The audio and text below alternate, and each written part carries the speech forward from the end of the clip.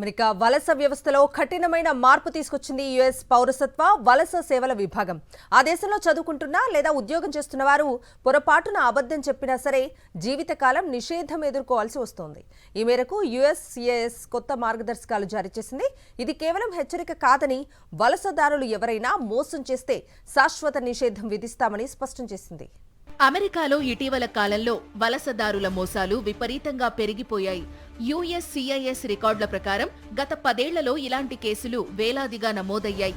పౌరసత్వం కోసం తప్పుడు క్లెయిమ్ చేసిన నేరానికి ఈ కేసులు ఎదుర్కొంటున్నారు. మెక్సికోకు చెందిన యువకుడు 2007లో సరిహద్దు వద్ద తాను అమెరికా పౌరుడినని పేర్కొంటూ అప్పటికే ఉన్న శాశ్వత నివాస హోదా కోల్పోయాడు. ఒక భారతీయ విద్యార్థి 2015లో డ్రైవింగ్ లైసెన్స్ కోసం తాను యుఎస్ సిటిజన్ అని దరఖాస్తులో రాసి పట్టుబడి డిపోర్ట్ అయ్యాడు. వీసా పొడిగించుకోవడానికి 2019లో సమర్పించిన పత్రాల్లో అబద్ధపు సిటిజన్షిప్ క్లెయిమ్ చేసిన ఒక చైనీస్ వ్యక్తిని అక్కడి అధికారులు వెంటనే డిపోర్టేషన్ చేశారు. ఇలాంటి తప్పిదాలే ఇప్పుడు యుఎస్సిఐఎస్ పాలసీ మార్పుకు కారణమయ్యాయి. తాజా పాలసీ ప్రకారం ఎవరైనా వలసదారులు తప్పుడు పత్రాలు సమర్పిస్తే ఇకపై ఎటువంటి మినహాయింపు లేదు. గతంలో చట్టం తెలియదన్న కారణంతో మైనర్లు, చదువు రాని వారిని వదిలేశారు.